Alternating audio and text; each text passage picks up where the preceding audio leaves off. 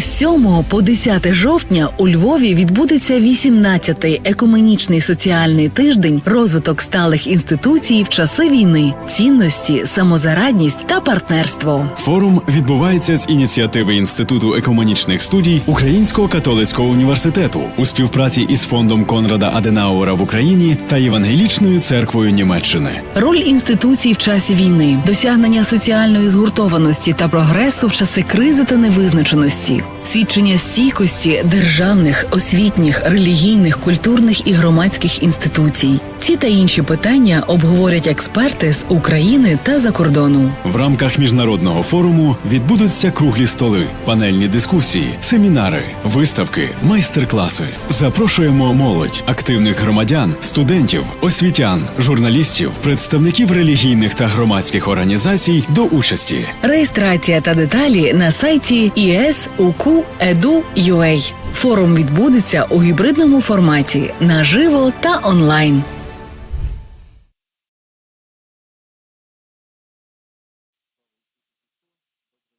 Glory to Jesus Christ. Good morning. Peace to all of you. I welcome the attendees of the 18th Ecumenical Social Week, named Development of the Sustainable Institutions in Times of War, Values, Self-Reliance, and Partnership. Our international forum includes several roundtable discussions where we raise the issues of sustainability of our institutions, and one of the main institutions of the humankind, the family, is very important, and today, especially in times of war, in times of a great crisis, requires a lot of attention on the part of the society, and especially on the part of the churches and religious organizations. And our today's forum is organized together with our partners, the Commission of the Ukrainian Greek Catholic Church on interconfessional and interreligious relations, and together with the Ummah Spiritual Administration of Muslims of Ukraine. This is a roundtable discussion taking place within the framework of the forum organized by the Institute of Ecumenical Studies in cooperation with the Ukrainian Catholic University and supported by the Konrad Adenauer Foundation and the German Protestant Church.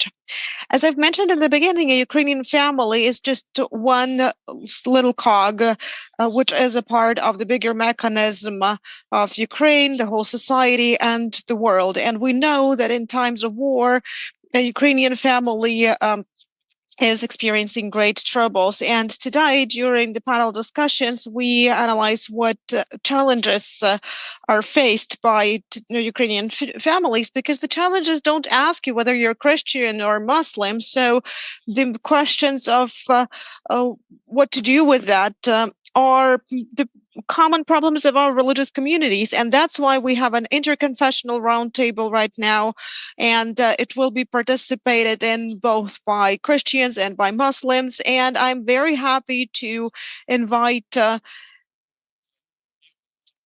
Father Igor Shaban, the head of the Commission of the Ukrainian Greek Catholic Church on interconfessional and interreligious relations, to give a welcoming word. Good morning, glory to Jesus Christ. I hope you can hear me well. Dear representatives of religious and civil communities, dear friends, participants of the International Forum of Ecumenical Social Week. It is a great joy for me to see here people who belong to different religious traditions, but who have hearts open to dialogue, to cooperation, and to service to their neighbors. We meet at a difficult time, at a time of war, when the war is testing us as people and as people of faith. It tests us, our humanity, our faith, our ability to remain brothers despite fear, fatigue, and pain. And that is why our meeting today has a deep meaning, because when the word speaks the language of force, we, people of faith, must speak the language of love and mercy. The topic of our forum is not theoretical. It grows out of our daily experience. Each of us sees how the war has changed the lives of our communities.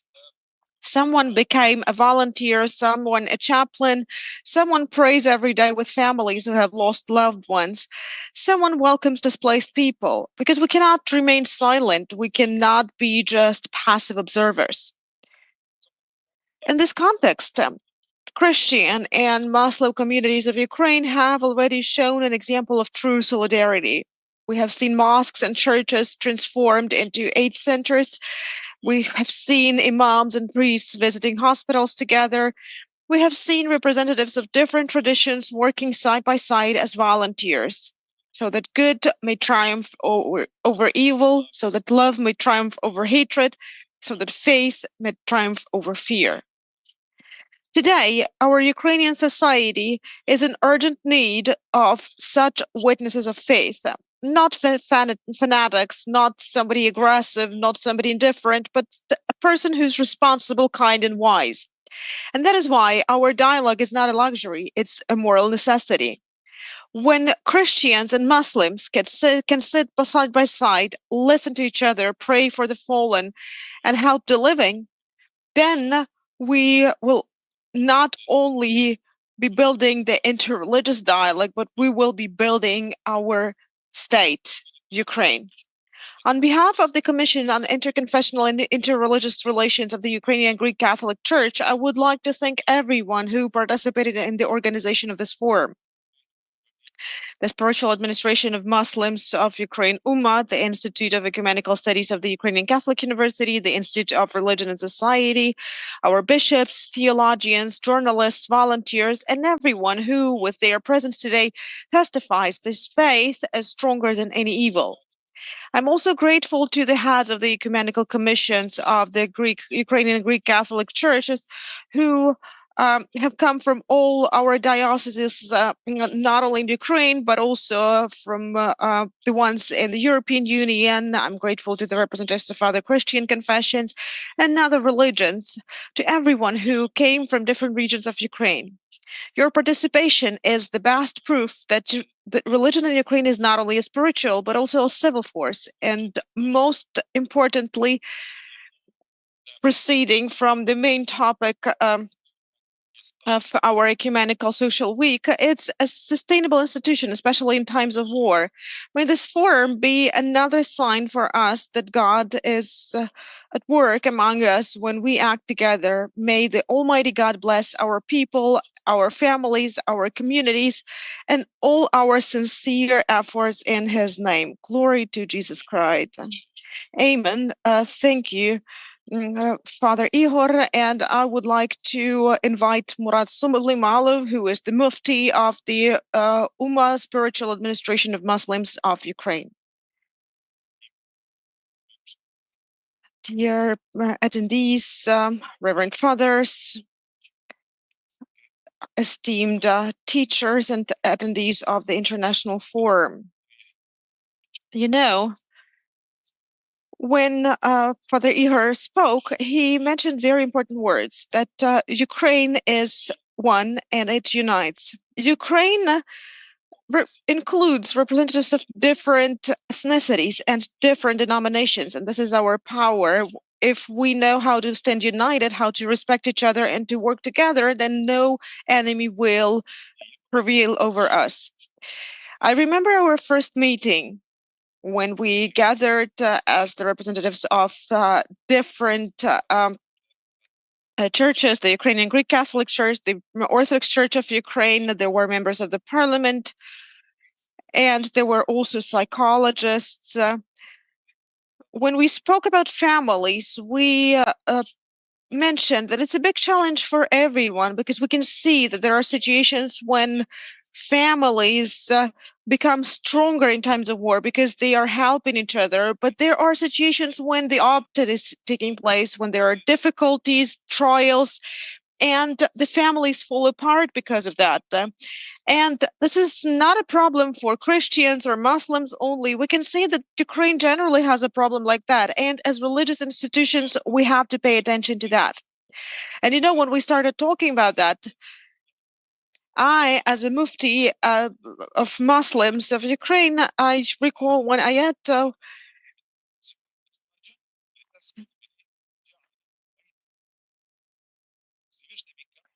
The God says that a family is a sign, and if he says that it's his sign, we have to pay as much attention to it as possible. And this is a sign for us as well, because a family is for us a place for us to find calm, to find love and mercy to each other.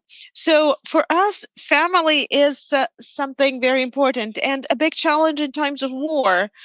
And I hope that as spiritual institutions, we will help Ukraine make our family strong and for the benefit for our country. And to conclude, I would like to thank the Ukrainian Greek Catholic Church and the first step was made by Father Ihor Shaban, who suggested organizing a forum together.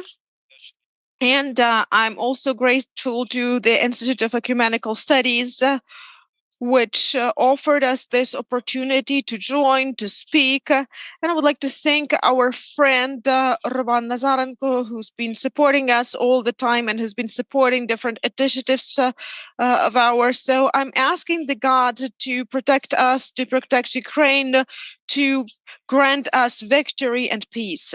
Amen. Thank you, Mufti Murat, for these words of encouragement. And I would like to invite Roman Nazarenko, who will actually be moderating this panel today. This is a kind of a roundtable discussion, rather. Dr. Roman Nazarenko is the director of the Institute of Religion and Society at the Ukrainian Catholic University. So the matters of Christian-Muslim dialogue are very important for him. This is a focus of his attention. And the problems of family are uniting all religious communities in Ukraine. When we speak about family values, about support and protection of families within the All Ukrainian Council of Churches and Religious Organization, we never have any quarrels in that regard, and all religious organizations support each other in this respect. Thank you, Father. Glory to Jesus Christ. Shalom Alaikum.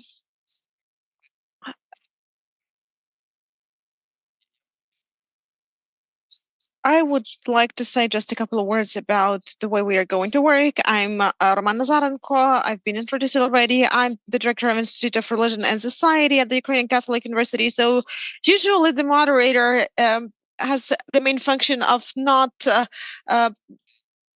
posing any obstacles to discussion. So we'll try to do it today. This is I should mention that this is a series of forums. It's not just a one-time opportunity to talk. And we have seen from experience that events which are sustainable, which are regular, have the most impact. Together with the spiritual with the spiritual administration of Muslims of Ukraine, UMA, we have had this kind of discussion in Kyiv, and now we have this discussion in Lviv, and we plan to have similar discussions in Odessa. So we want to extend our geography beyond Lviv or Kyiv. We have 3 speakers today, and the first speaker will join us online. That's Olesa Kuka. I hope she's online already. No, she doesn't seem to have joined already. Well, we asked her to join at 20 minutes past 10. So I will tell you a bit about Olesa, and then we'll introduce other speakers. So Olesa Kuka is the director of the Institute of Marriage and Family Life at the Ukrainian Catholic University. She will speak about the modern Ukrainian family, portrait and needs. And her presentation will be interesting because she will present the results of a qualitative research. So we will have the reports about the general tendencies in religious communities, but we will also have a presentation of research. In fact, we don't have much qualitative or quantitative research into family matters, regardless of their religion. So I think it will be interesting to listen to Olesa, who will present the results of this research. So let us wait for her to join us, and we will start our discussion.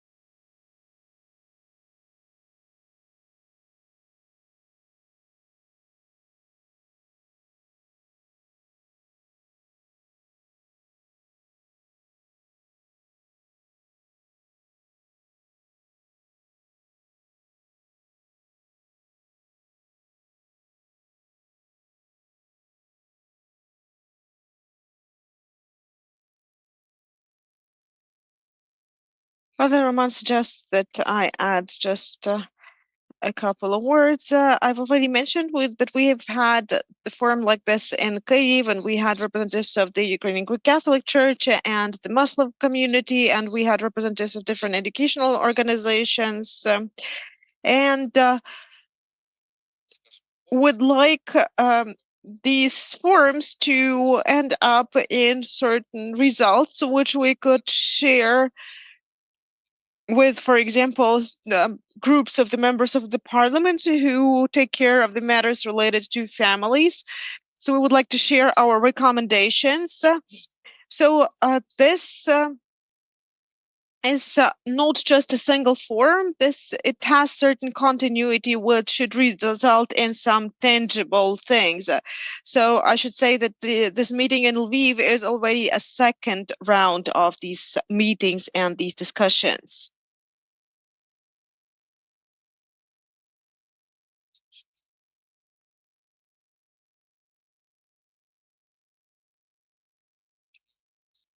We will have Olesa because she wrote that she is connecting already.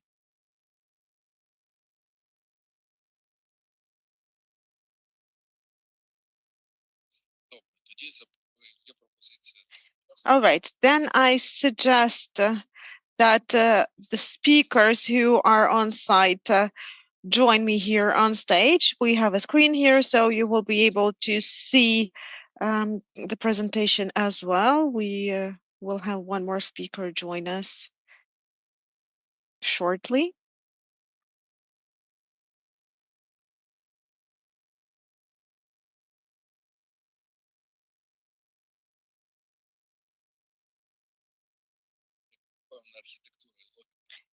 There's a certain architecture and logic of the speeches, and that's why it would be very important to start with the qualitative research first.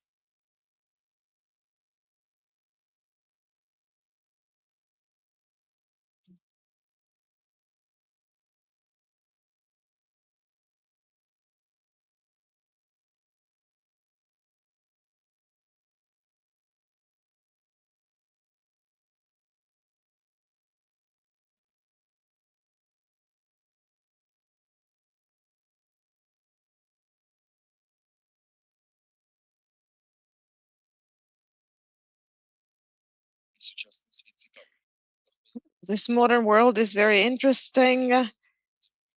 Olesa is not in Ukraine at the moment, and we need to wait for a couple of minutes. In our modern world, we are so used to being connected instantly.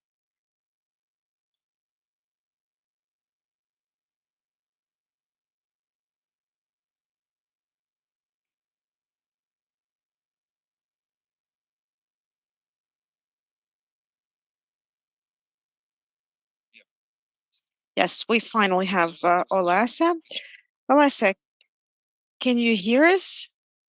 Yes, I can hear you well. We can see and hear you. I've already introduced you, but if you wish, you may add something about you. And we've been waiting for your speech. So I invite you to start your presentation without further ado. Thank you very much, dear attendees and participants of this panel discussion. I have to apologize for taking time to join this because, I needed many passwords and other things, so it took me time to join. So I apologized for that. I'm the director of the Institute of Marriage and Family Life at the Ukrainian Catholic University. And this year we conducted research. So why did we decide to do that? As we all know, a modern Ukrainian family has suffered significant transformations in times of war. This is not something new for us. We have been witnessing that in our everyday lives. We have significant portion of families who have been separated because of mobilization and migration. We have many families when one of the spouses passed away, died or was killed, and the number of divorces increased, birth rates decreased. We know all these figures. So what should we do with those families we have right now with a modern Ukrainian family?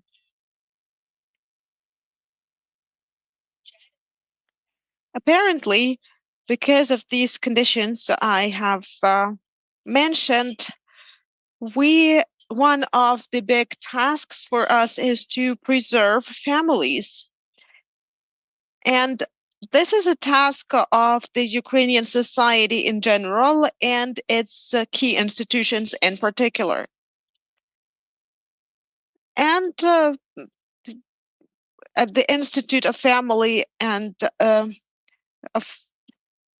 of Marriage and Family Life, we asked ourselves the following question, or rather, we asked several following questions, which are very relevant right now. How do we do this?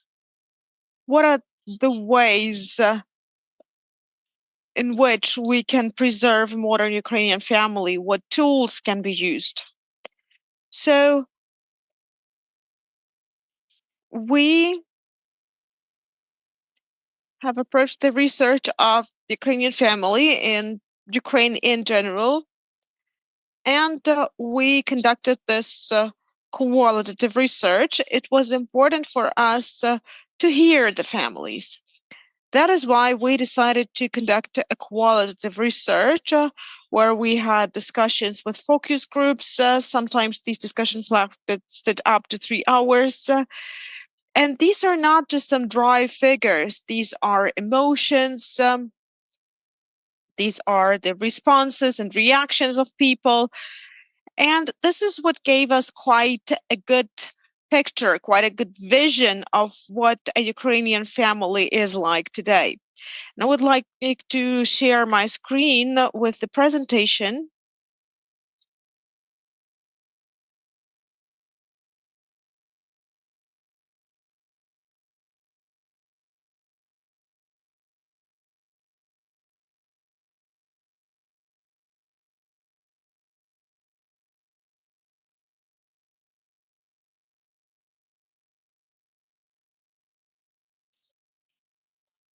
Our research is called Modern Ukrainian Family Portraits and Needs. So this was very important for us.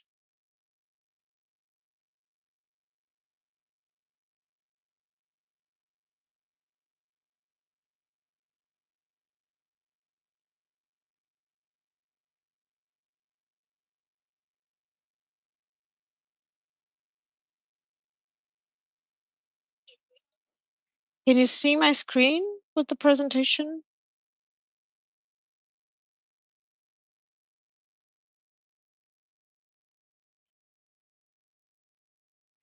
I think you should be able to see the presentation. Yes, we can see. Thank you, Roman.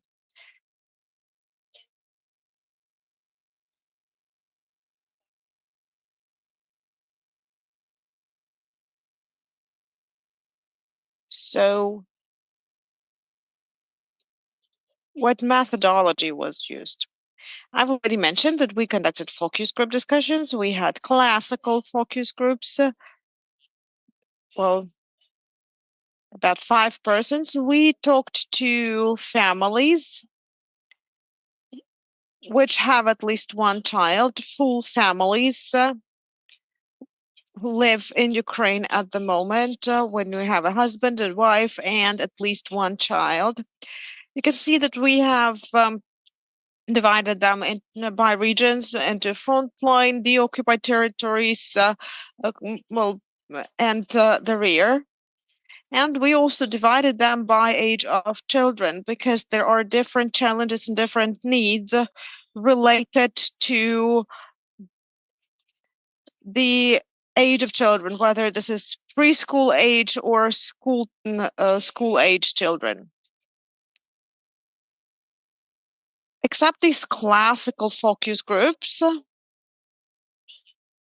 in addition to these classical focus groups, we also conducted the so-called mini groups. So these are the so-called vulnerable categories of people.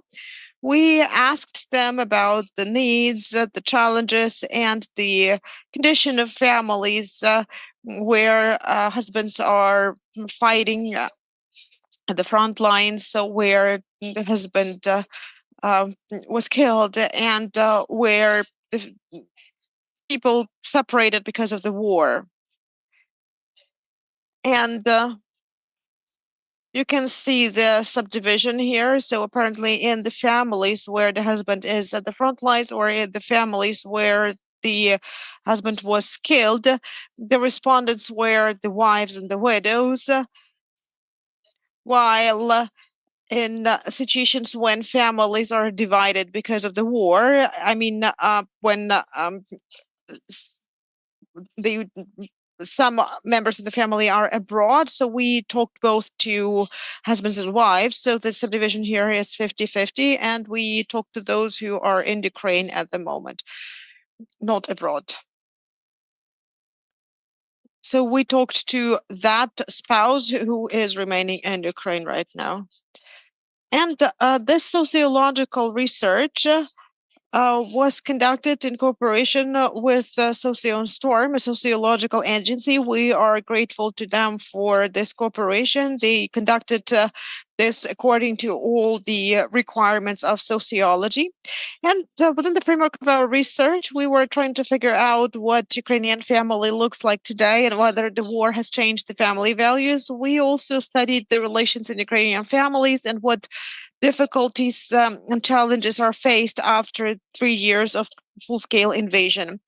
And a separate attention would also be paid to the requests of the families to the society, state, and the church. I don't have much time, but I would like to present what the community, these families need from the church, from religious communities, because this is the platform where we can cooperate with different denominations or different religions. And this is where we can try to respond to these needs. A separate attention was paid to also their dreams. We've been thinking for a long time whether we should ask people about dreams and plans for the future. And in the end, we risked it and asked these questions, and we have quite good results. And by the way, the respondents were very positive about these questions. So the next thing I would like to talk about is how the war changed the way families are viewed. What was especially stressed by our respondents. So this is just a summary. I'm not going to dwell upon some separate issues. So this is a generalized summary of what we've heard. So the majority of respondents from all regions of Ukraine recognize that the war changed their views of the family in a way. So some changes took place. And here I would like to stress that we surveyed the families which are in Ukraine right now and which live together, and including these many focus groups when it comes to the vulnerable groups.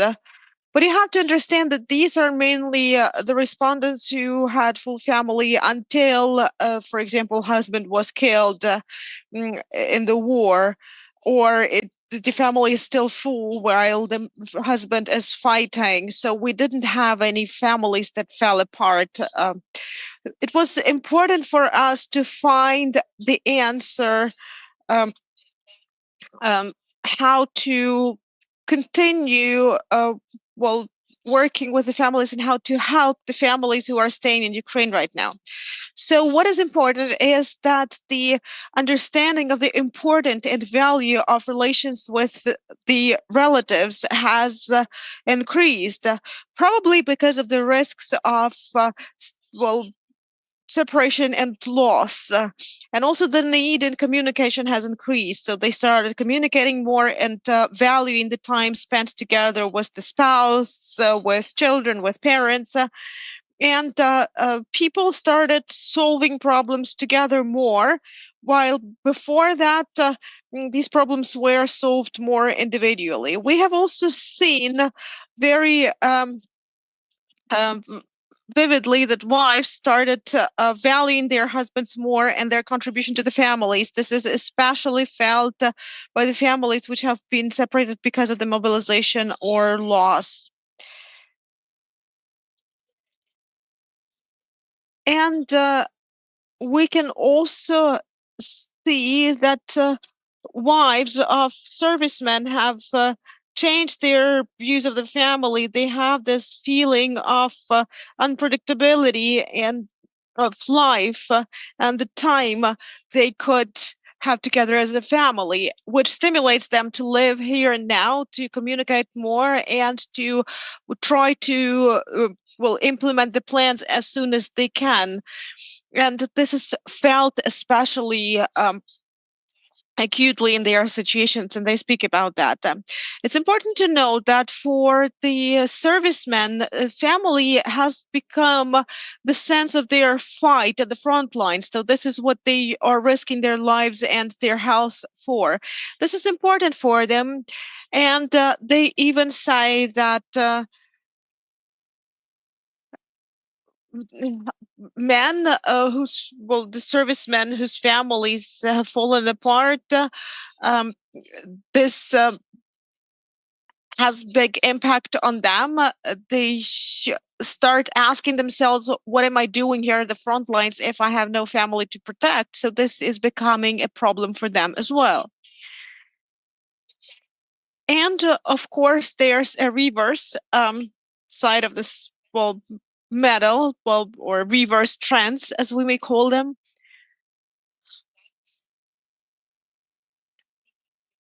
These are the families which had complicated conditions, relations before the war. They get destroyed. So the war is becoming another litmus paper after the COVID. So this is again a test of relations in the family, on a test of what this family was like.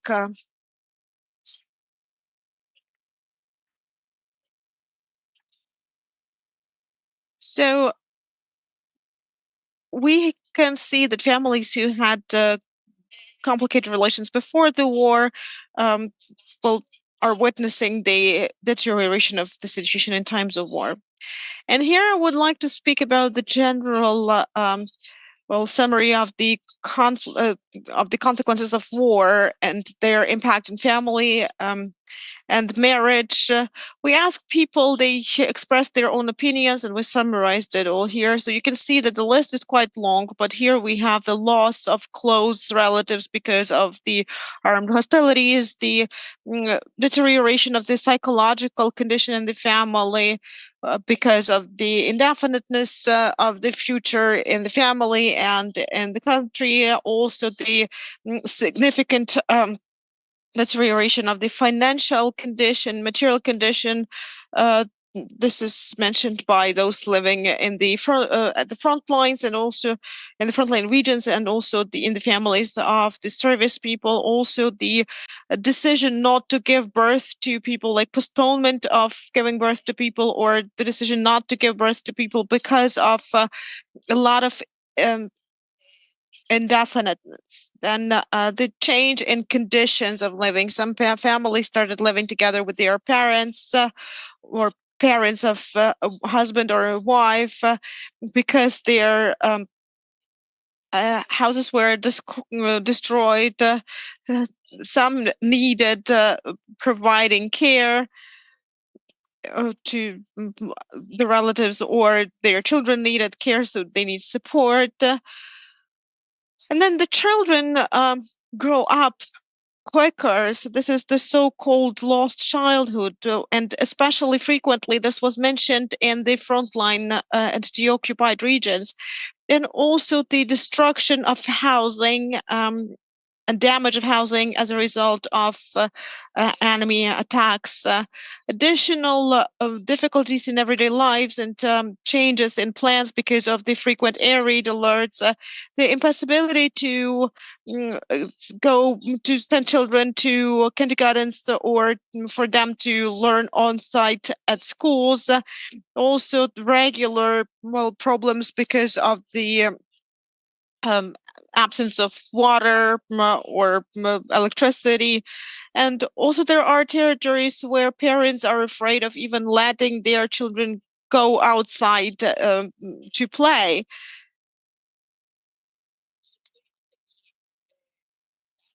And there are also some special consequences for the families of those who were wounded and demobilized because of their wounds, because there is a significant deterioration of their psychological and physical state, and that reflects on the life of the whole family, and sometimes requires, as they say, the use of antidepressants not only by the wounded person but also by the spouse as well, because the rehabilitation process is a very difficult one, because on the one hand the family is this shelter and the community which take care of the person, but on the other hand there are certain difficulties and threats within the family, and this is something that should also be paid attention to. So these are some general conclusions. And now about relations in the families. We asked them how their relations changed.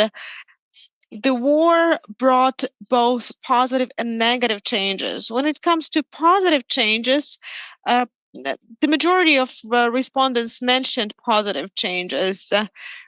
But they also sometimes mention the negative impact. So we can see that when it comes to positive impact, this is the fewer conflicts because of some minor everyday things. They have become unimportant at the moment. Well, maybe because there's no time, because people are engaged into work and volunteering and so on. But also the views are changing as well. Then the responsibility of children is bigger. Children, they are trying to support their parents more, especially when the families are living separately because of mobilization, because one of the spouses is abroad, and also when a mother is a widow. So if the children start helping their mothers more, then quality communication between the members of the family, we have seen that this has become a value for the families, like communicating not only in the family, in the nuclear family, but also with the extended family. What concerns the negative impact, that's the growth of the level of fear and irritation, because of this uncertainty the war has brought. Mostly, the war has had a negative impact on families who are, well, physically in different places, because their communication has become less intimate, and the relations to the families of service people have also changed, become more complicated. Wives say that husbands change and they need to adapt to these changes every time. And the families are in dynamic movements all the time.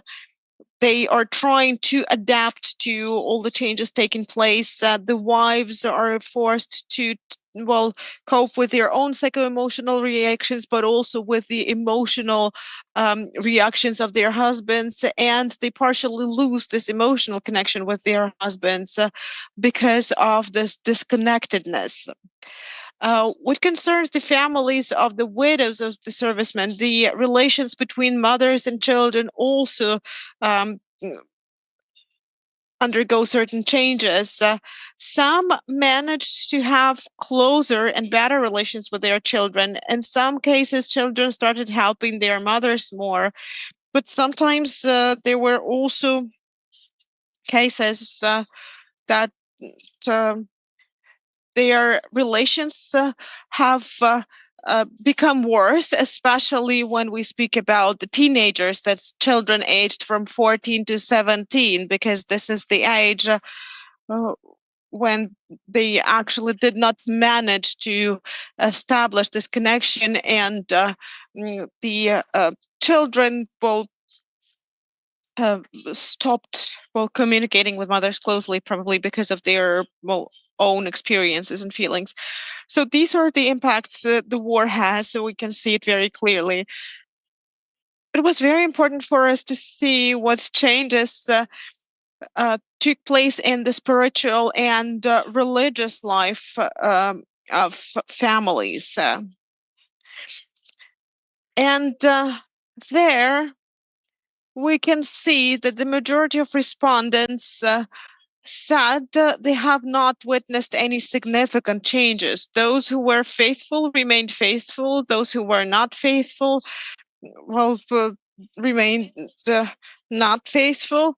Well, about 1/3 to 1/5 of all respondents mentioned that something changed for them in this regard. And that's also interesting because just some people mentioned that they started going to church more and more frequently. And this is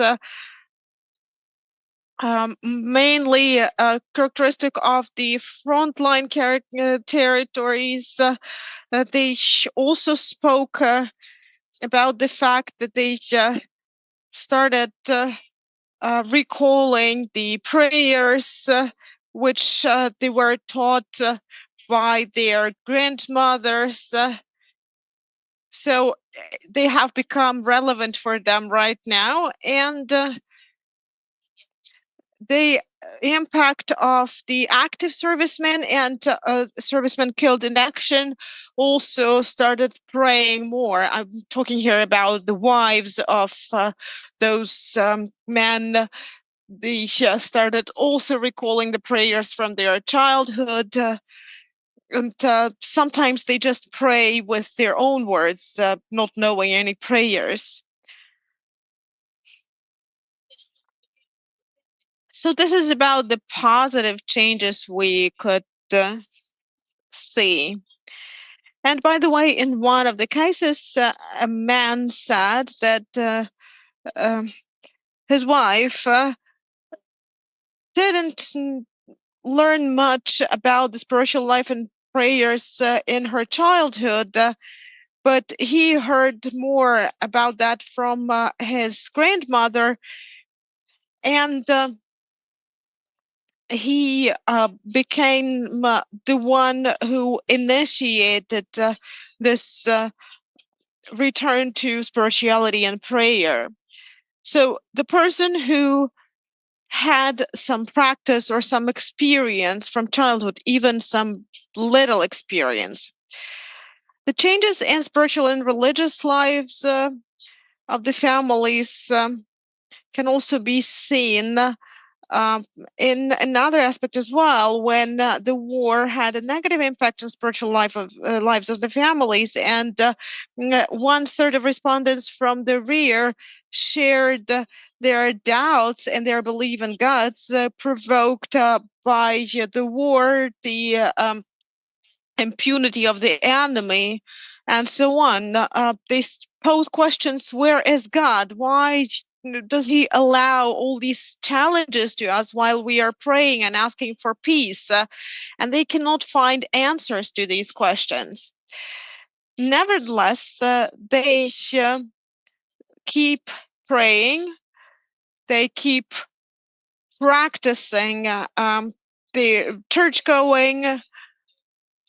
They are active Christians.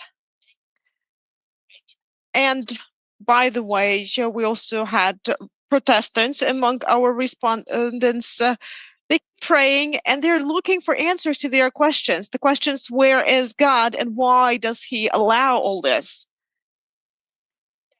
This is interesting. This is what is characteristic for the Ruhr regions. Some families cannot go to church and participate in the liturgy anymore because the churches have been destroyed, or because it is too dangerous in the frontline regions, and we have heard it very clearly from the respondents. And we have also noticed that people have stopped celebrating the so-called happy holidays, even religious holidays, by participating in mass liturgies. And people say, especially when it comes to the frontline territories, that they want to postpone it until Ukraine's victory. It's not the time to celebrate. And just a couple of more moments. Yes, Olesa, we have just 1 minute left. Yes, I'm almost done. Because this is just an important thing when we speak about waiting. This spiritual support and organizational support from religious communities, from the church in general, this is something. Well, they are not expected to provide material support. People don't even expect these things from the state. They're trying to cope on their own. But when it comes to spiritual support, so that you can go to church at any moment and pray there, then active work in upbringing, helping families bring up their children, teaching them the human values, and helping preserve this spiritual calmness, giving some consolation and support, helping answer their questions, and also building community through celebrations and maintenance of traditions. And then also organizational support, like organizing various activities for children, training programs for children, helping taking care of the elderly, and building communities around some common goals. And if I may, I will skip this slide, but we'll show you the last slide about the dreams. So what we heard most frequently, people dream of the end of war and freedom from the Russian aggression. People want to live in a Ukrainian patriotic society while people remain in the country and work for the sake of the country. And we asked them whether they are thinking about migration. And they're mainly thinking about migration within the country, but not about going abroad. What concerns widespread dreams, this is traveling together, being safe, and being together. Some imagine peaceful life, somewhere in the nature, not far from the Black Sea. Parents want to see their grandchildren, and wives of the servicemen want to spend more time with their spouses. So thank you very much for your attention. I'm sorry I took more time than expected, but I really wanted to present this research. It is described on 72 pages. And the discussion of this research is planned to be held next Thursday. That's the 16th of October at 4 p.m. on the campus of our Ukrainian Catholic University in Kozylnitska Street. And we will also have live streaming and a recording of that. And after that, we will also publish the document on our website, and we will share it. So you will have an opportunity to learn about the results of this research in more detail, because 72 pages is a lot to summarize within the short time like I was given. Thank you, Eliza. Will you be able to stay with us for the next hour? Yes, I will disconnect a bit. I will turn on off my camera because I don't have very good connection, but I will stay with you. Yes, because we have some questions, and I think the attendees may have some questions, but we will ask them in the end after all the speakers have spoken. But on my behalf, as a person from Crimea, and I think there are many people from Crimea, I also dream about the Black Sea, like you said, like nature and the Black Sea and calmness. So this is our common dream, I guess. And we are now proceeding to our next speaker, Niara Mamutova, former head of the League of Muslim Women of Ukraine and the head of the Crimean Tatar Anayurt NGO.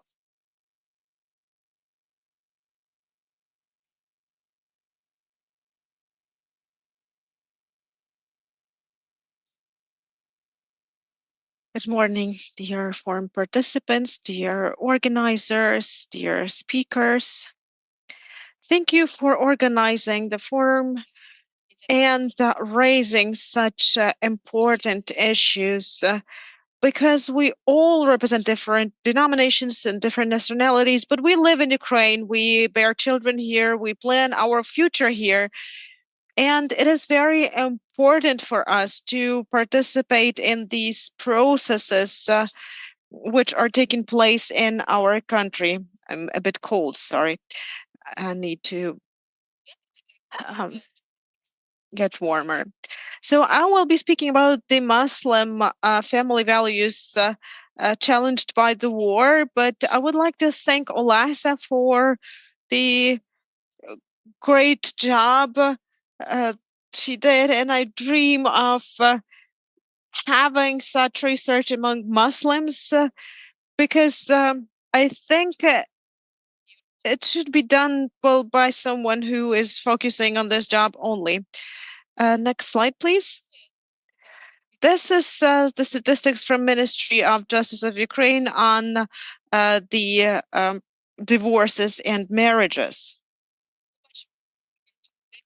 We can see this tendency that the divorce rate is growing in our country. And for example, in 2024, there were 34% more divorces than in 2023.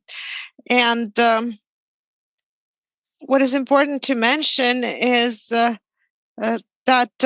was the number of divorces in the registry office, but here we also have the data from the courts because not all divorces are registered in the registry office. Some of them are registered in courts.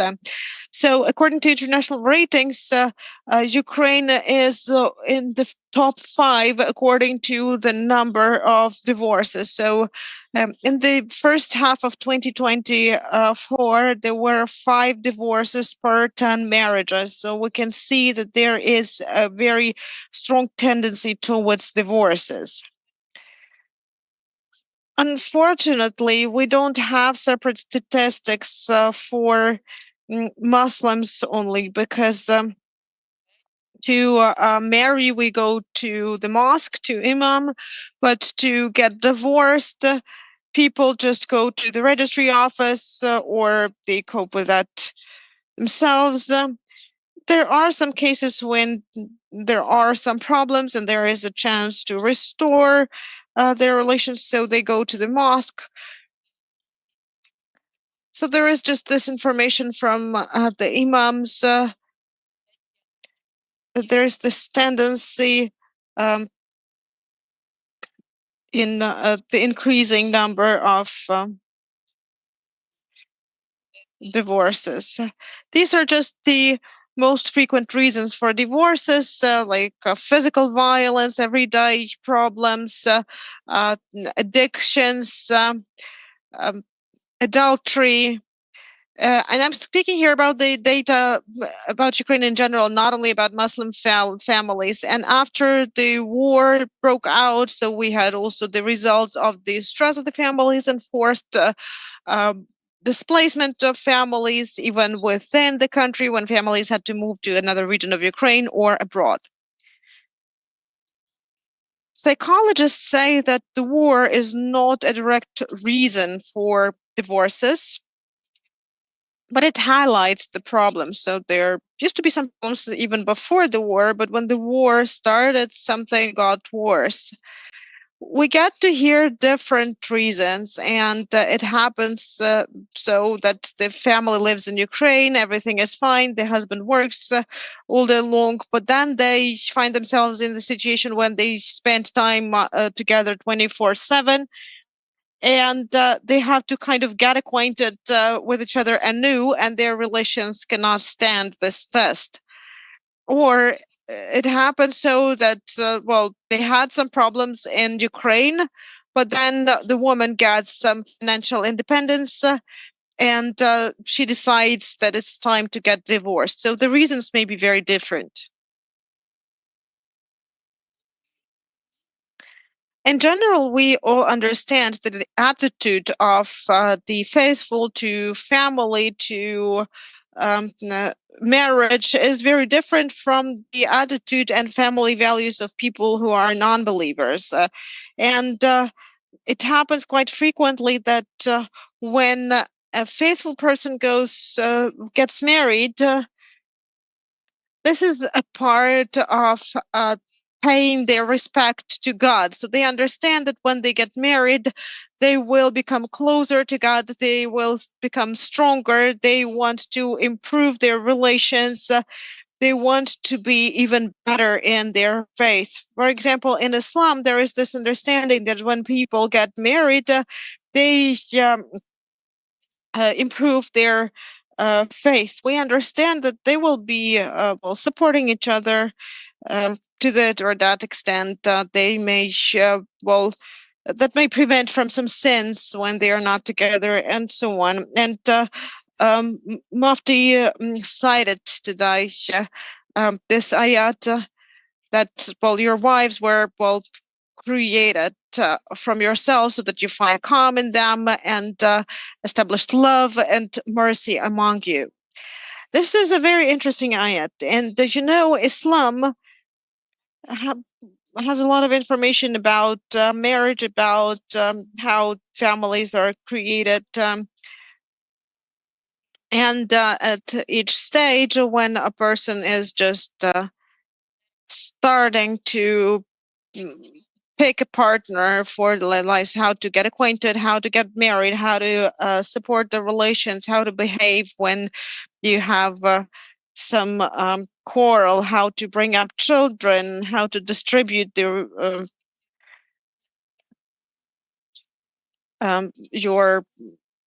chores in the family, and even divorce. So there's always a chance to change your mind. It takes, well, it's 3 months, so you have a chance to change your mind and preserve your marriage. The Sayat is very interesting in that it's in Surah with different signs. First, God speaks about creating man as well, and then um, we hear that wives were created from yourselves, so that you can find calm. And I established love and mercy among you. Why are we speaking here about love and mercy? When you ask people about what is most important in the family, they usually say love and stop at that. But we understand that when times come, love may disappear. There may be some problems. Old age comes with the loss of beauty, and people may get sick. So, what should remain among these people? Of course, this is mercy, and we have to remember that this is respect to each other. And no matter what happens, between you. You have to remember the times when everything was all right. You have to remember that you have children. So mercy has, well, to be there to anyone, even animals. This is the quality which helps people simply live. And this is very important. It's important to remember even in marriage. So we don't need that yet. I haven't finished here yet. And there are some rules which also help prevent the divisions in the families. It's like the rights and obligations. All obligations are distributed in the family. Everyone knows what they are responsible for. For example, Muhammad said that each of you is a priest and you're responsible for your parish. So he started with the ruler who is ruling over people, so is a pastor and is responsible for the subjects, and a husband is a pastor who is responsible for the family, and the woman is the pastor who is responsible for home and children. So this is the basis, and it all should be based on compassion, sincerity, and love. It doesn't mean that people have to think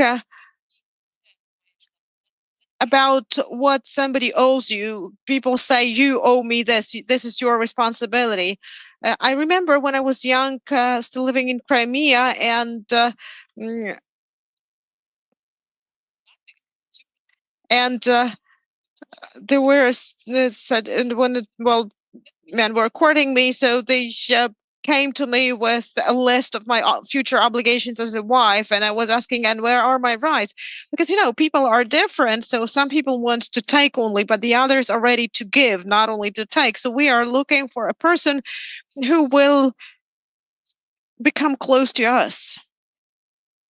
Another thing, we need to learn not to notice some minor things, to close our eyes to minor things. This is an art, not to see some trifles, especially when a person is very pedantic in many aspects, and they have a husband or wife who are not very pedantic. So it may be very difficult for them not to say anything when you see, well, that some things have been displaced, or and this is possible only for people with high moral standards and people who also understand all these things. Forgiving the mistakes. Well, one of the spouses may not like something in their husband or in their wife, and there is this rule in Islam that when you don't like a trait of your husband or your wife, look for other traits, the ones you like. And seems to me this rule may be useful not only in marriage, but in anything you deal with in your life. You may be looking for the negative things only, but you may attach an effort and find something good about it, and find good things even in the problems.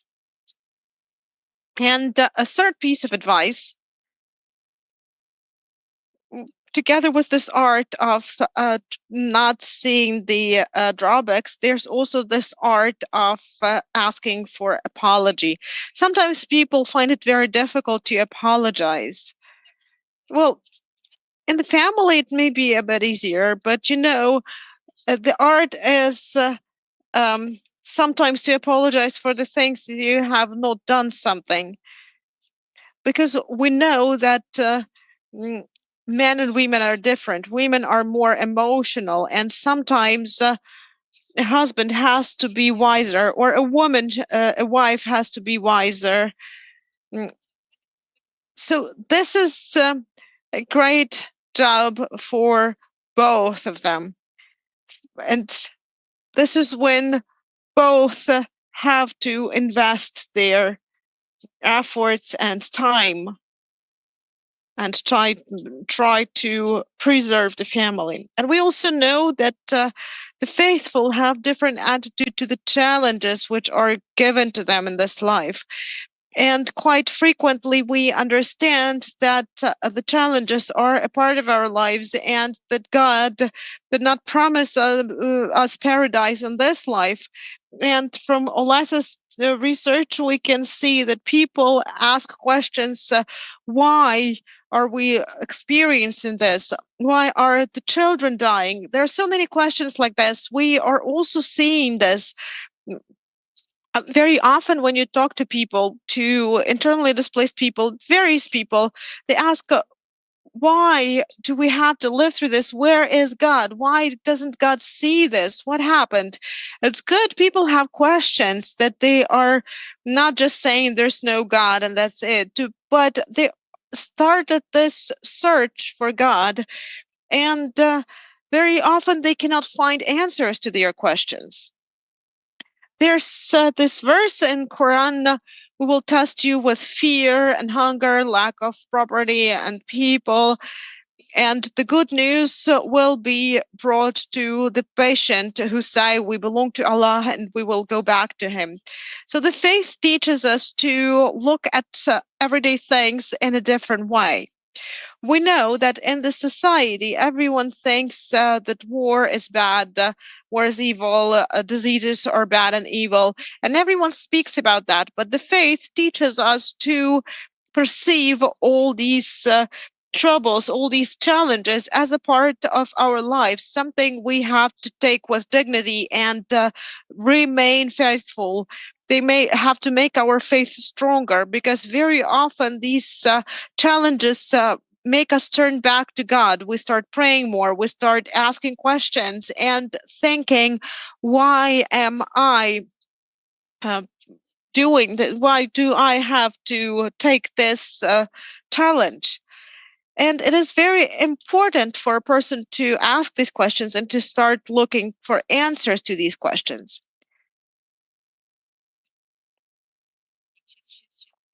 No, this is not the slide yet. And they also say that when Allah wishes someone good, He gives him challenges. And Muhammad said that a big reward comes with big challenges. When Allah loves people, He tests them, and everyone who accepts this satisfies Him. So a person who's not faithful will not understand it, how love and challenges are connected. How is it possible that the God loves me, but He also gives challenges to me? We understand that God gives us these challenges for us to become better than we used to be. When everything is fine in people's lives, they don't notice that everything is fine. But when challenges like this are given, God reminds people that they have to think more about the spiritual, about the afterlife, to turn back to God. War is one of the trials of life.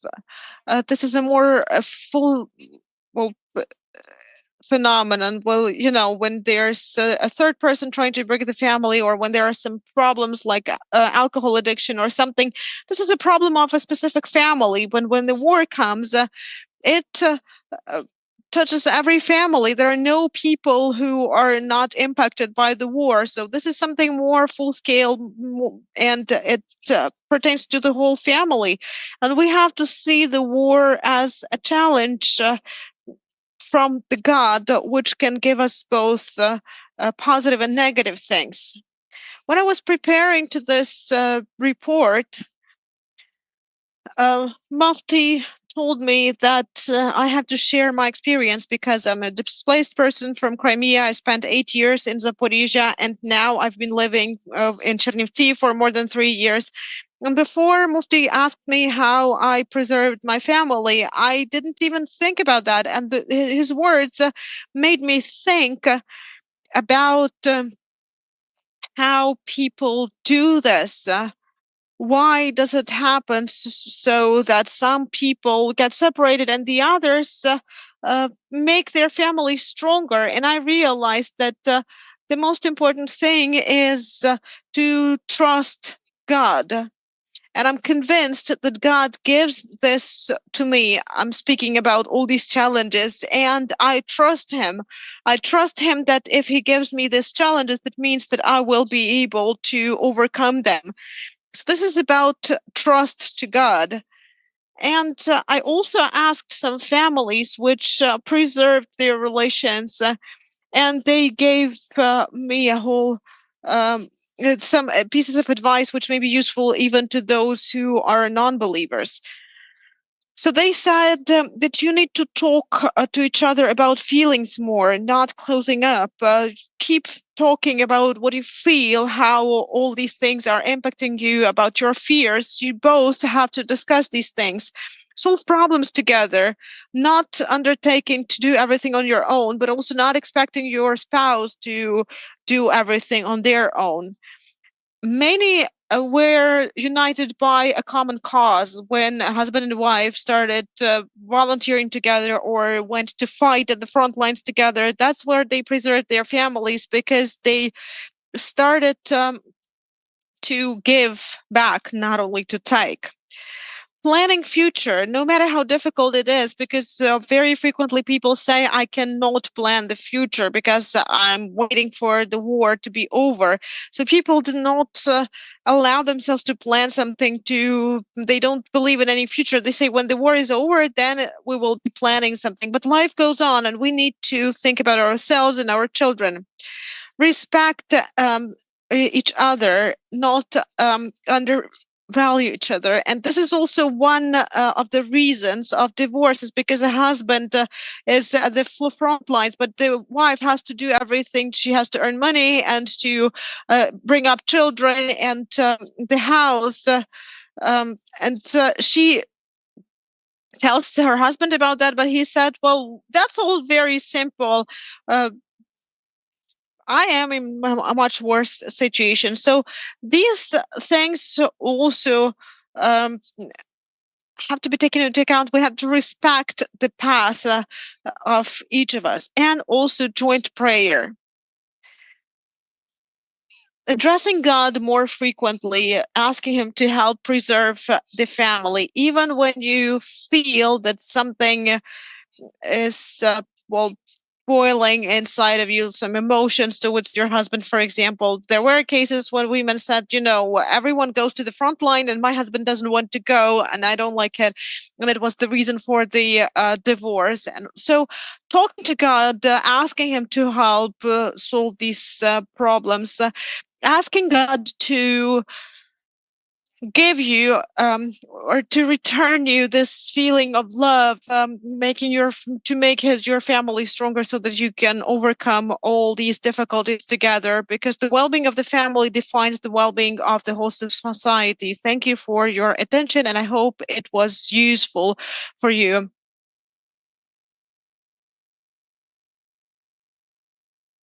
Thank you.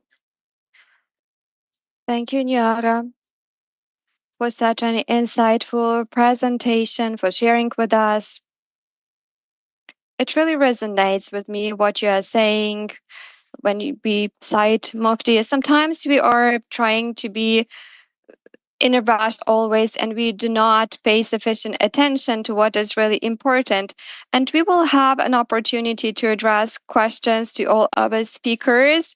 So you can use this time to actually think it over. You repeat listener, the panelists that we also have on this panel.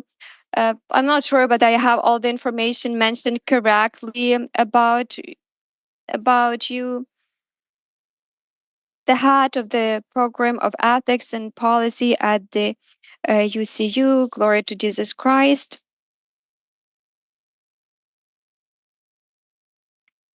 This is such a terrible picture that we can see right now related to demographic situation and family situation.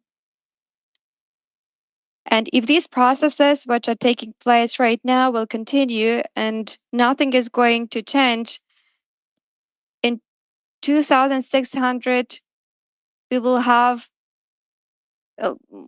some 15 million Ukrainians. And in 1991, there were 52 million of us and 300,000 Ukrainians. So, what has actually happened?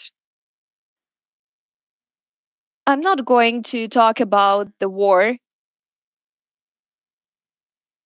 I can only mention it at the end because, of course, the stats have been severely impacted by the war. But since the independence of Ukraine, we had a Copernicus revolution in the mindset of the people, which coincided with the policy of Ukrainian governments about family and other policies in the state.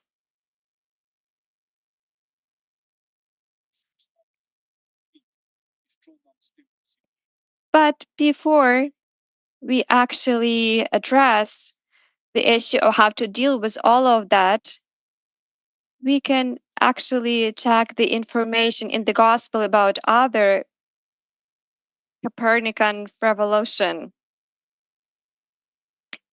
When we open the Old Testament, we find the information about the Spirit, where we have the information about the activities of Moses and have the spiritual elite was testing Jesus. We will also see this Copernicus revolution. And that was the question. Moses gave the right to get divorced. And what is your opinion on that? And of course, there was some doubt about the appropriateness of divorce. But they really wanted to hear the opinion of this person who was doing some miracles and who was very wise. And this is what Jesus spoke about. Through brutality and cruelty of your hearts, this is him addressing men. Moses gave you the right to divorce. But in the beginning, it was not like that. So, what happened? So, there was one practice before that, but then suddenly something changed, and Moses decided to have this law. In some Semite peoples, well, ritually and symbolically, we still have it that if you do not want to have this wife, you go outside and you read out the information publicly that she's no longer your wife, and you can let her go and she can go and live with the one that she prefers. It's about the cruelty of human hearts that is mentioned. In minds of men, there was an anthropological change which took place of the perception of woman. Yes, because probably you remember this commandment.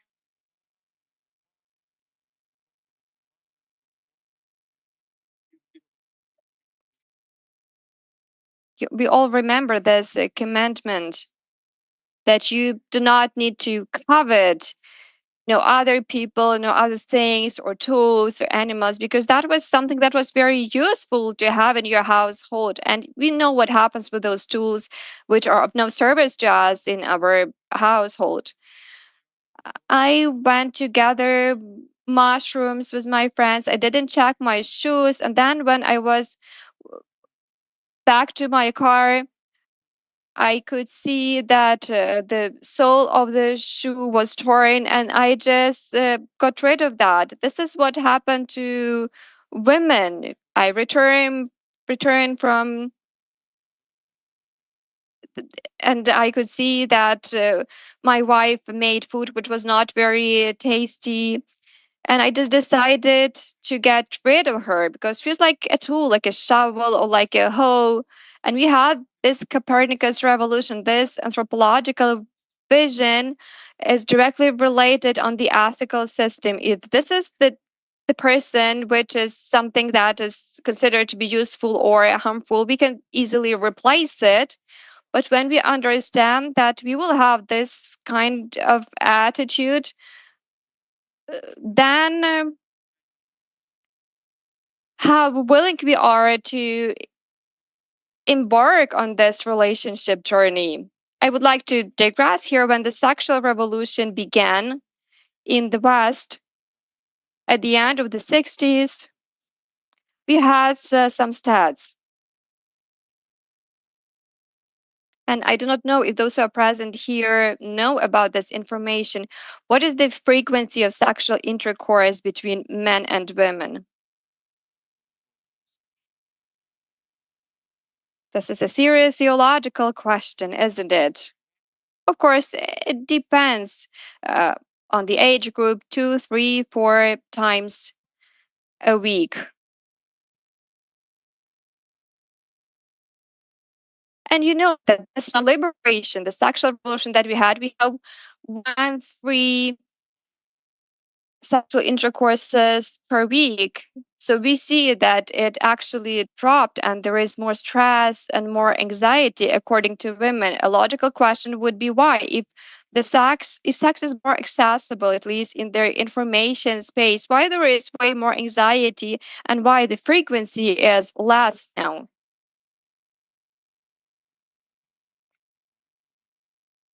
Because a man for woman and a woman for man became a commodity.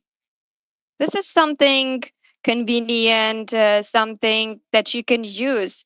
And if you're here for me so that I can use it, will you leave me if something goes wrong? I think that these are just logical implications. And there is a danger that you can leave me. Why would I want to start the relationship? I think this is the revolution, the Copernican revolution. All these trends were started in the 90s. We have the information space, hypersexualized. However, the divorce rate, the birth rate, we can see major differences here. Is there any connection? I think that, well, yes, there is a connection, but we need to add some additional factors. This is the state policy, the policy of Ukrainian government since the times of independence till now about our families.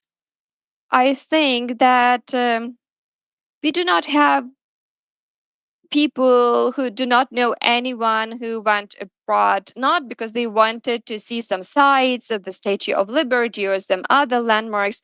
They went there to find some space for self realizations because they didn't find this opportunity here, not in terms of their talents or making a living, or actually to prove in court that they are right. So the Copernican revolution in people's mindset that another person is not a person, it's a commodity, and also similar attitude towards people and families by the government resulted in our demographic prospects. So that means that we will have minus 30 million of people during 1 century only.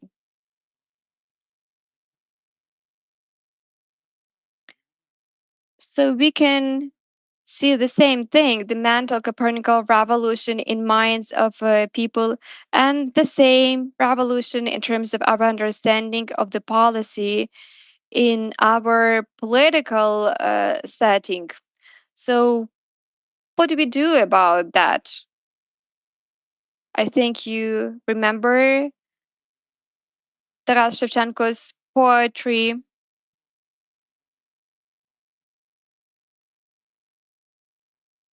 That a plague was there with a shovel digging graves.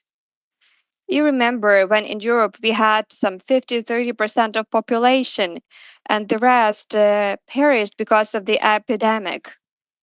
And we do not have irreversible processes in societal relations. Yes, there is this aging of the nation. It's important for us to have some donor investment.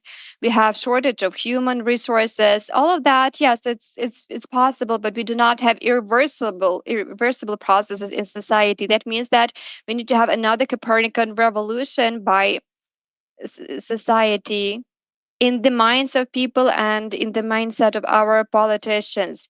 How do we change a situation in the mindset of people?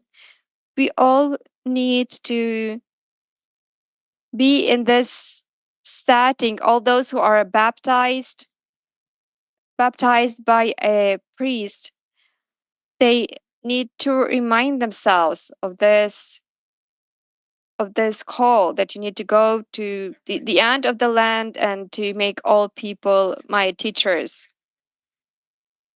And back then, that was the Roman Empire that we can speak of. But we also know that if to speak about the age of the earth, and we know what the earth consists of, we know that this round object, that could be any point of this globe, which is the edge.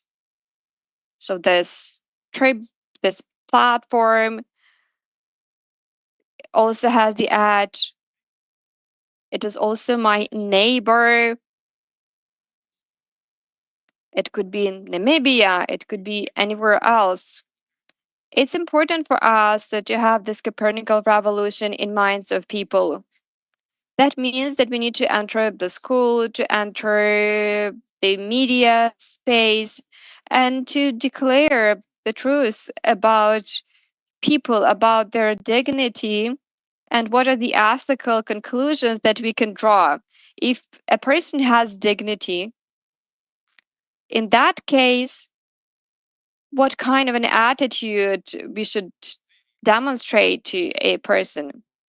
This year is an important year for the Catholic Church. This is not just another jubilee or anniversary, because in different timelines we have these jubilees.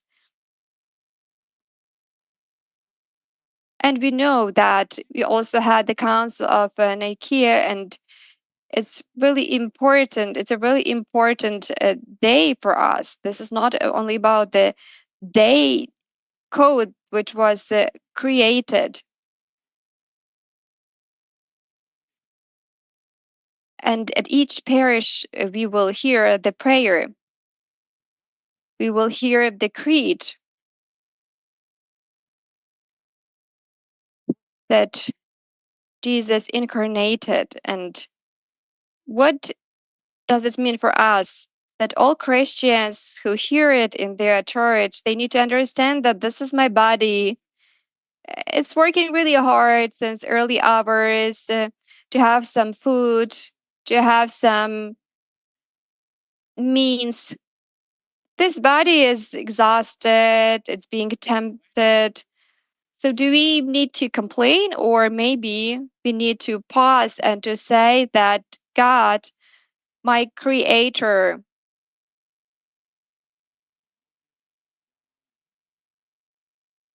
has, so that means that me as a carrier of the body, I also have this dignity, because this is what Jesus did, and my wife, my children, they also have their bodies, and my slave also has the body. And if so, if my body is worthy of God, then maybe my behavior and my attitude towards others has to be the same. This is the Christian Copernican revolution that we see, the change of the system of thinking, of coordinates.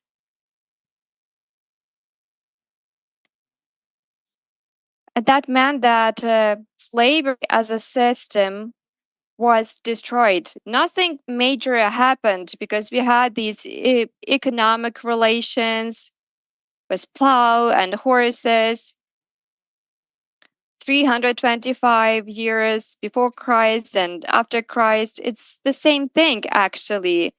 We did not have the Industrial Revolution. It will take place only many centuries after that. And slavery as a mindset collapsed. I think that we also need to have the same Copernican revolution. We need to replace the perception of people and the ethical aftermath. In summer, several months ago in Rome, there was a synod of the Ukrainian Greek Catholic Church where we had bishops gathered not only from Ukraine but across the globe. They adopted a family strategy of the Ukrainian Greek Catholic Church, which determines two needs that we have. First of all, in our church, we need to take measures aiming at the return of the understanding of human nature and sacredness of family through universities, through schools, through us working with secular civil society organizations, through our presence in the media, through our sermons in our parishes, and also what we have within churches to demand at the level of the Ukrainian councils of churches and religious organizations from the government. Numerous attempts to remind the state that it's important for us, the central body responsible for the family policy has been finally heard. Because last time it was in times of Yushchenko where we had the word family in the titles of the ministry, then it disappeared. There were many other public structures, but basically it just disappeared because of different left, right, left organizations. And now, when we have the family again in the ministry, will it give any result? That depends on us pushing for it, regardless of the denomination. Family has a value and a sacred meaning for Muslims, for Christians, for Jews. In different ethical systems, we can read a lot about that. So this is something which is common for us. For those who are not faithful, we can cite Aristotle that everything in the state starts with the family. If you have weak family, we will have weak state.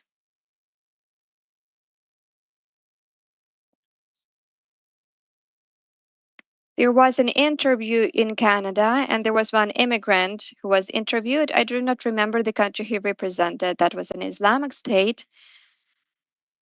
They had a meeting, they had a protest because they wanted to have the laws of Sharia in the territory of Canada. And the journalist asked, what kind of Sharia you are talking about? Just think about the numbers of Christians and Muslims. And he said, we do not hurry because, well, you have very few children. You have 2 children and 2 dogs max, and we have 5, 6 children in our family. So there is plenty of time for us to have Sharia law introduced.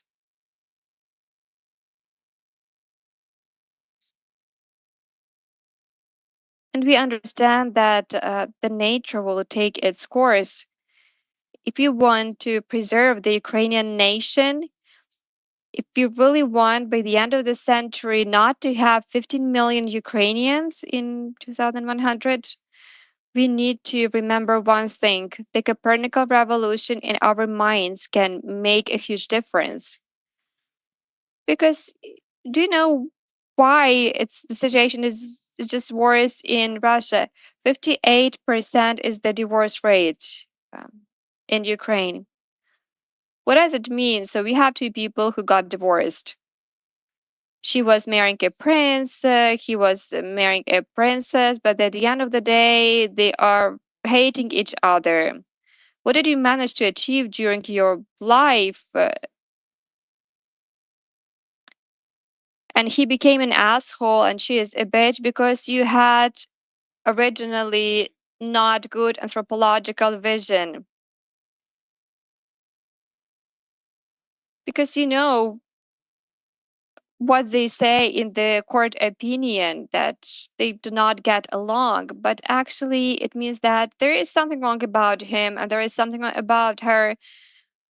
we have this vision that this is going to be another coffee maker and washing machine, but it turned out that she was a Chinese fake. I want just to get rid of it and to throw it away. Or I want to get rid of him. And what about the perception of children? I'm not sure. What if we think about what children project in their lives? There was a poll that we conducted, and we heard that children do not want to get married. And we asked them what it is that you want. And they said, we don't really know what we want, but we definitely do not want to have the lives our parents have. So there is nostalgia for the paradise that you have never known. We want to have some ideal form of coexistence. We don't know how it should lie, but it should definitely be not like their parents did. And it's important for us to fill in this gap. It's really important.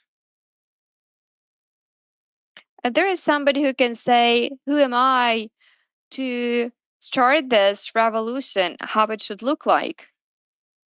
Who am I? And I would like to remind you about the last conversation,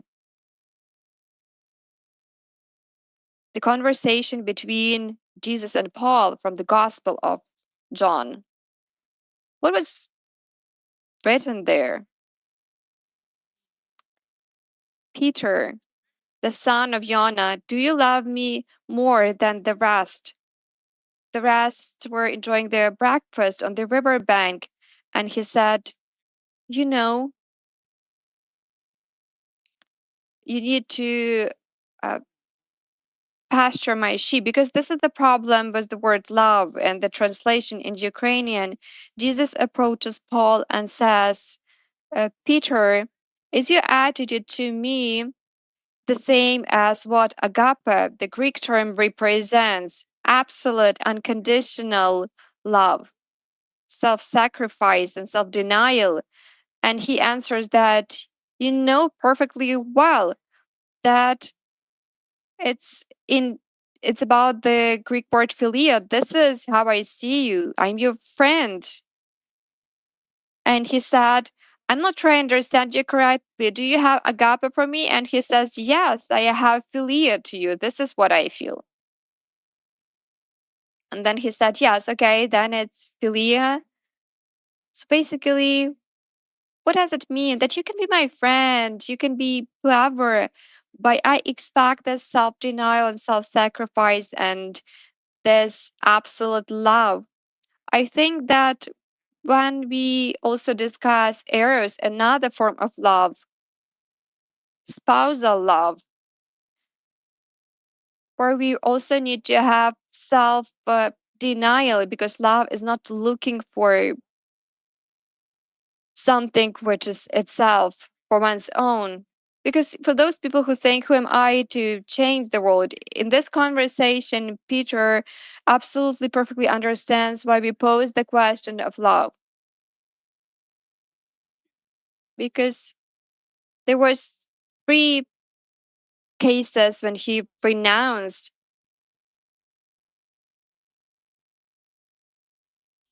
We are not sure about all the details of the situation, about the mother-in-law. He was just a worker, and he was appointed to manage the church. And there was John, who was active and young, who didn't run away. And there were 2 women at the cross, and there was a young mustached John. Well, maybe he was too young to be afraid and to run away. And Peter says that maybe you can ask him to manage the church and to lead the church. And rumor had it that most likely it is about John, that he will not die until the second coming. So Jesus entrusts John with his mother, he accepts him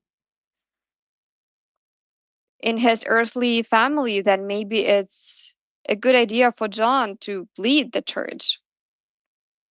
Jesus does not choose the strong one, he gives strength to those that he chooses. That is why, if we decided to take up the plow, we should understand that actually it is within our power. However, this plowing can take many generations. This is what was planned at the Synod of the Greek Catholic Church, the project for generations to come. We will not see the effect right now. But what is the effect that we would like to see? Do we have priests here? Could you raise your hands, please? What about those of you who marry people? Do you know statistics that 80% of those people who are getting married, there are not two persons, there are three persons that you are marrying. It means that 80% of people are getting married when they are already waiting for the baby. This is desacralization of the family. And according to the Canon 818 of the Canon of Eastern Churches, Catholic priests, I think you know what's going to follow. All of these marriages are invalid, and you can easily annul them. It's very easy to do that. So the question is, what it is that we do?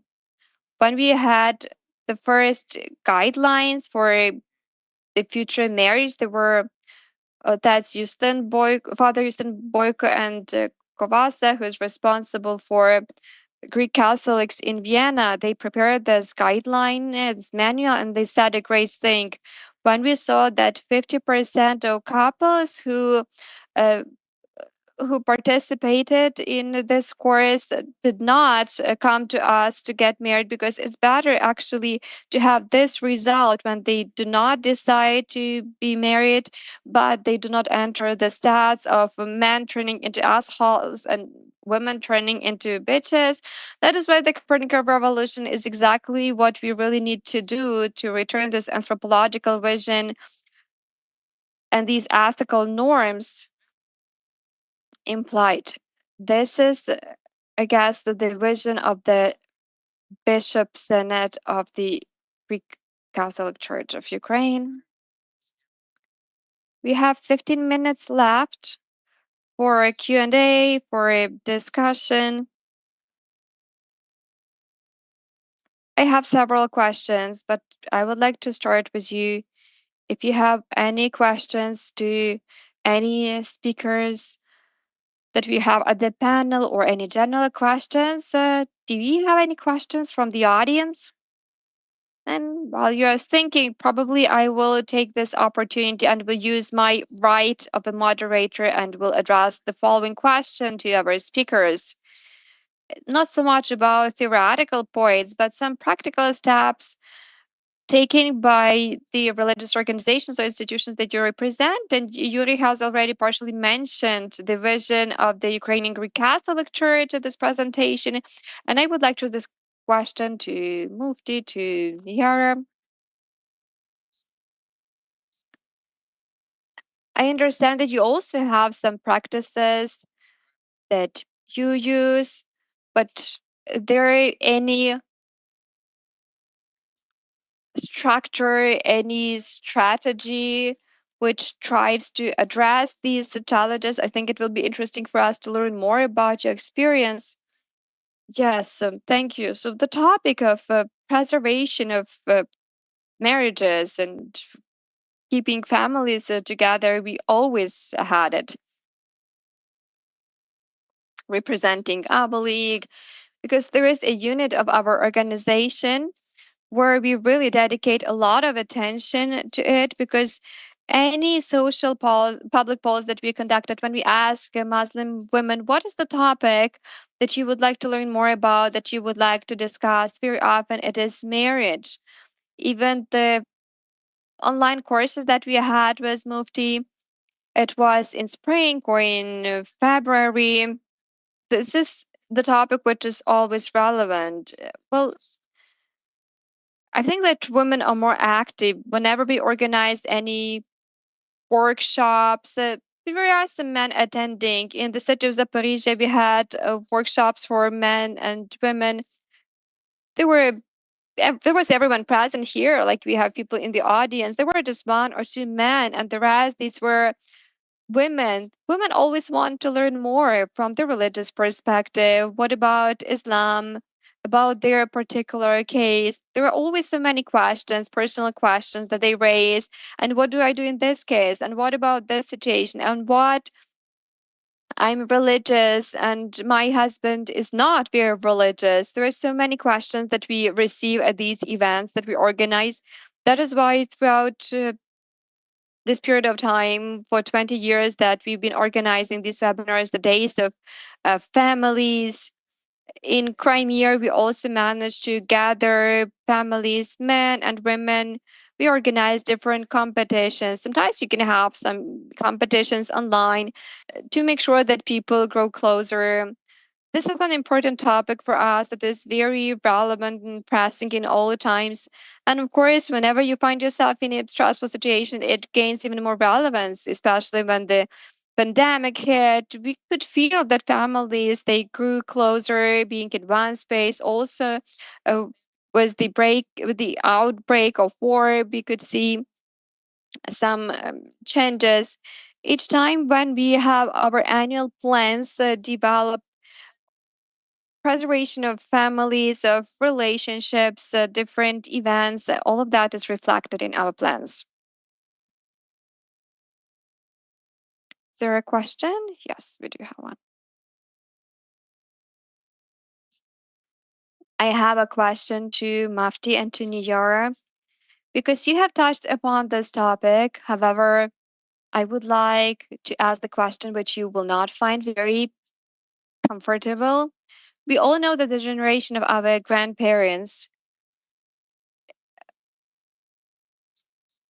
they lived together through their lifetime because in villages, people did not consider getting divorced. It was about, being patient and tolerating. There were very few divorces. And yes, of course, it's the opinion and shame and the fear of God and many other things. And what about Muslims? If you speak about the duration of marriage, is it religion which plays the biggest importance? When women obey God, they serve God and they're religious and they still have the possibility to leave their husbands or and they will put up with many things, or as you say, it's more about these successful marriages because they are built on God's law because you work a lot. So is that about Sharia law or it's more about this dilemma?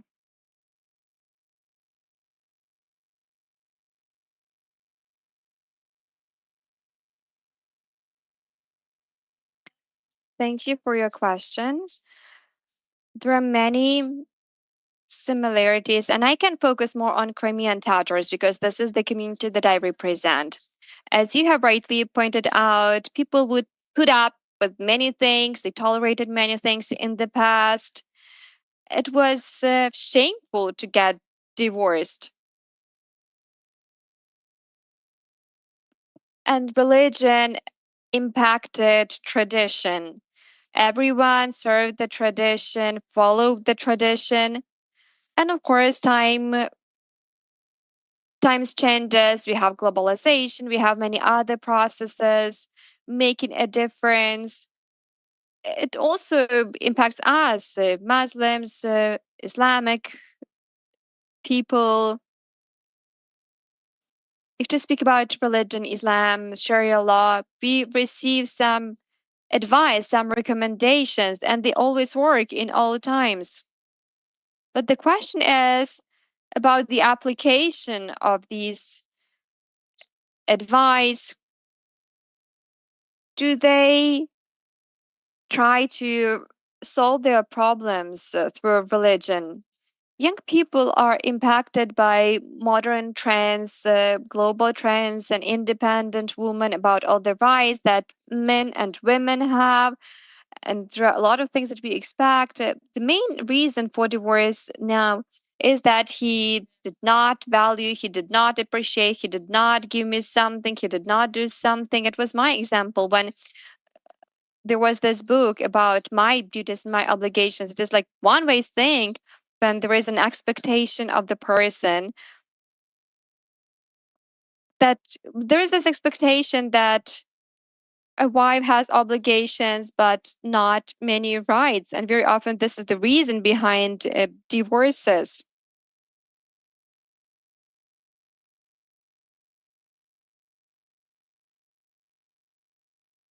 Thank you for this question, and this is a really important question that you are raising. I think that yes, very often what I hear is the question about marriage and about divorce. We have this right with the talaq. This is one of the biggest chapters in the laws of Islam. In these legal cases, there are two key problems here regarding these situations. If you speak about Muslims, that could be ignorance and unawareness of laws. If you really want to have your family strong, you as a husband need to stick to these laws. And we have different surahs and ayats in the Quran for us to follow all of these rules. And at the end,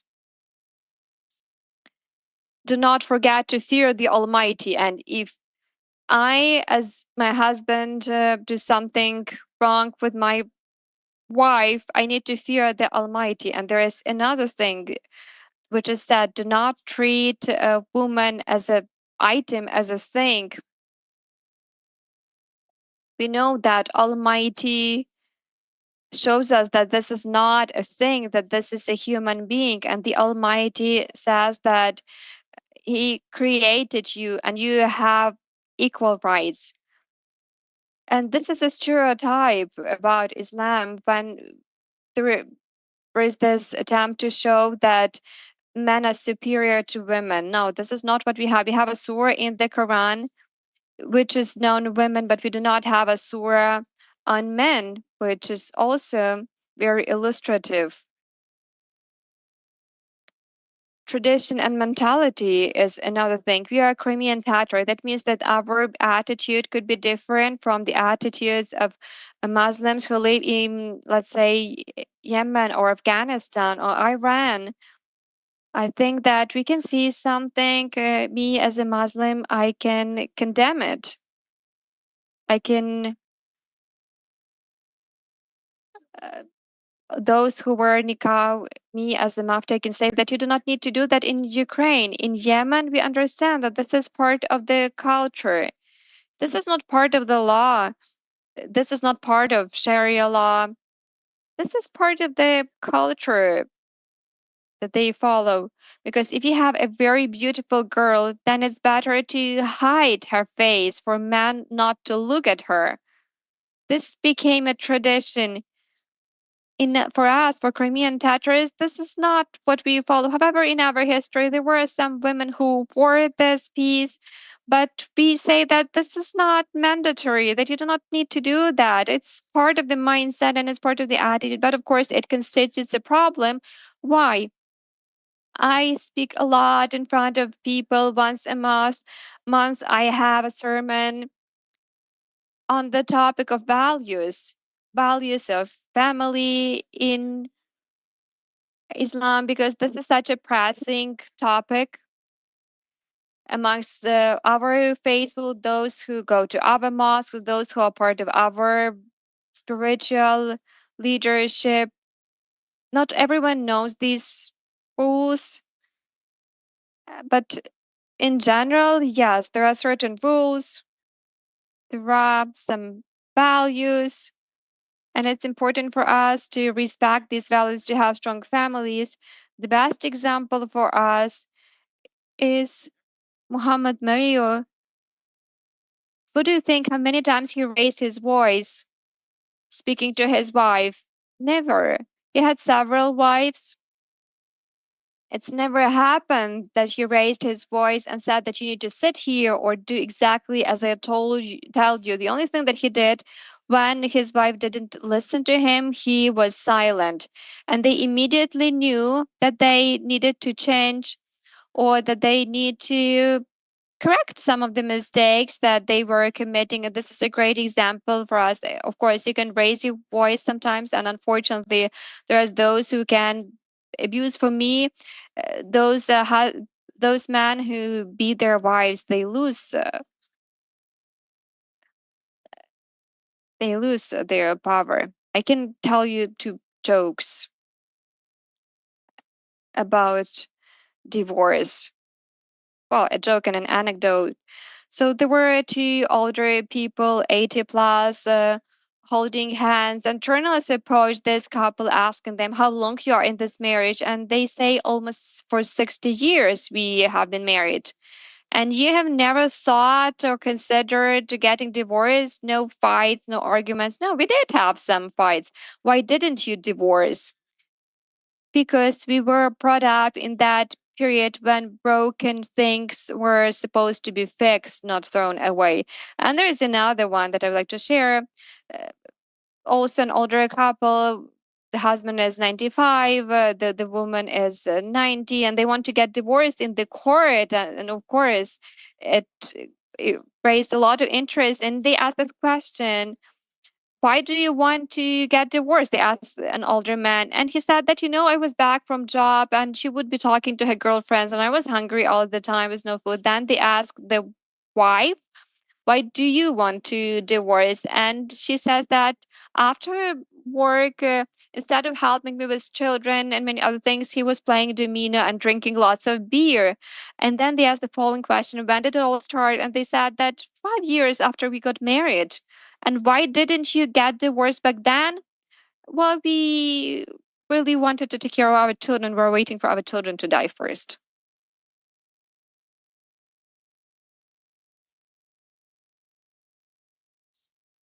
We run out of time, but maybe one last question, if that is a brief question, of course. Glory to Jesus Christ. I would like to greet all the participants of this beautiful forum. I was present at many similar forums.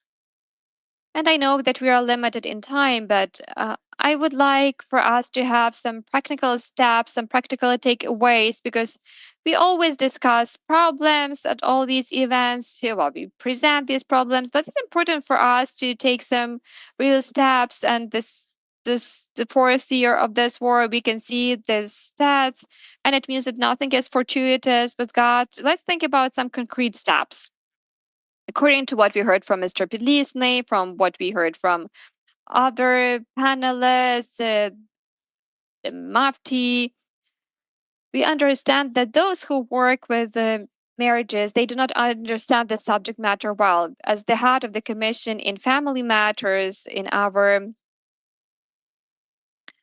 diocese, we meet with families, and very many people do not understand what they have to do because in the Ukrainian Greek Catholic Church, we have premarital chorus or some meetings before you get married for those people to understand what the future holds for them. Do you have such premarital preparation? Do you work with those couples who plan to get married?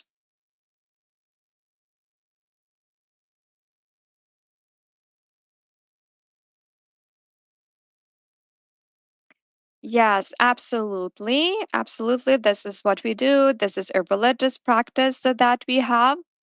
Once, when Muhammad was approached by a person, and the prophet asked, did you meet her before?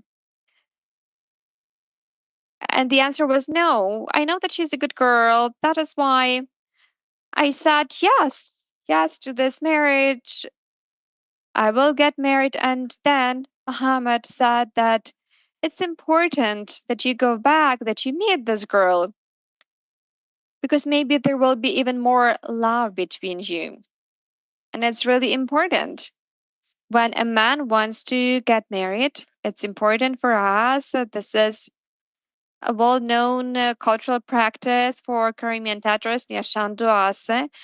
In the religious practice, it is hidbah. This is what we call it. So before I want to get married, this is some tradition before the marriage when you get to meet your fiance. So we go to the place of a girl, we meet her family, her parents. It's important for us to get the blessing from her father. Then she can bring us some coffee or some tea. And in that moment, she can look at her if she likes her. And then he says, yes, I have this intention to get married. And after that, there is the blessing practice. They can meet for 3 times. And afterwards, there will be the agreement whether they want to get married or not. Then there is another important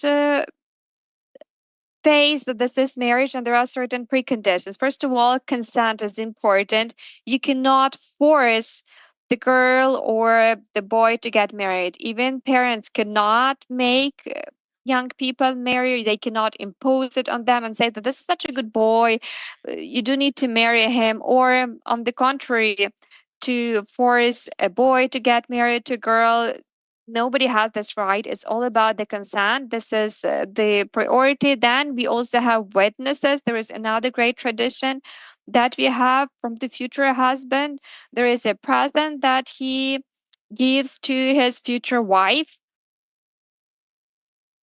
It takes place at the girl's house, and then we have the marriage in the mosque.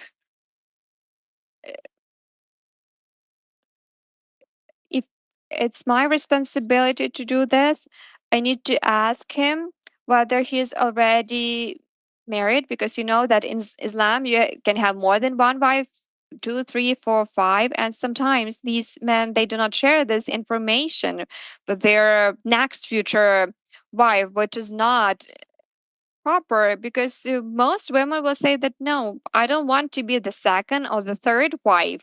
It is really important, and we understand that we do not marry these people, and that actually we will not continue because there was no consent and there was some disagreement. There are many other interesting things, but this is key for us to make sure that we have a strong family.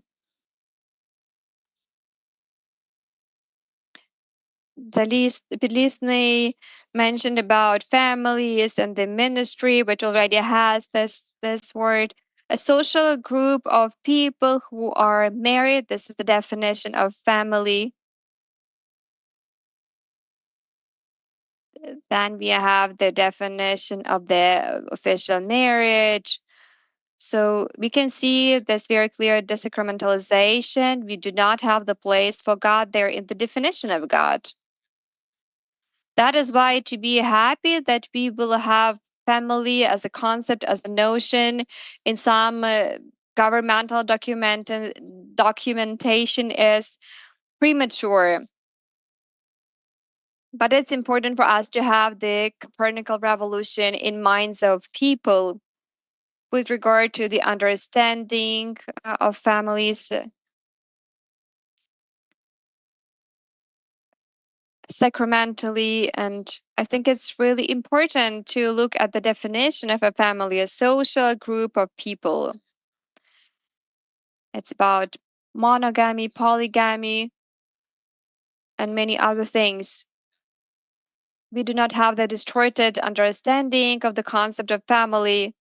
And we have the Constitution of Ukraine, we have the family code, and we have this definition, clear definition that this is a union between a man and a woman. For Ukraine, for now, for the state, it doesn't really matter if it is sacred or not. But we know that there are some other groups because they want to have same-sex marriages and to have them equal with heterosexual marriages.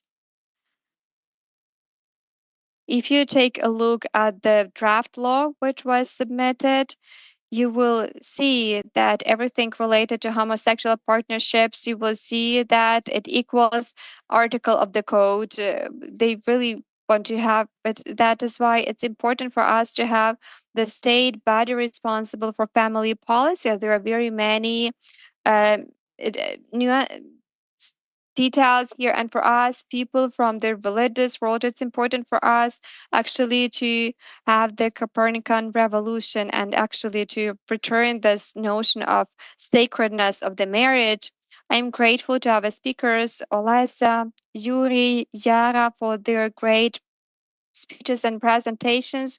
Thank you for joining us at this panel. I hope that that was a good investment for you. And we are immensely grateful to the Armed Forces of Ukraine for giving us an opportunity to gather together despite all the challenges.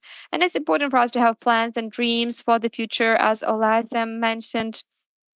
Then at the entrance, you will see that we have already arranged a coffee break for you. And in 20 minutes, we are starting the next interesting discussion. That is why it's a good opportunity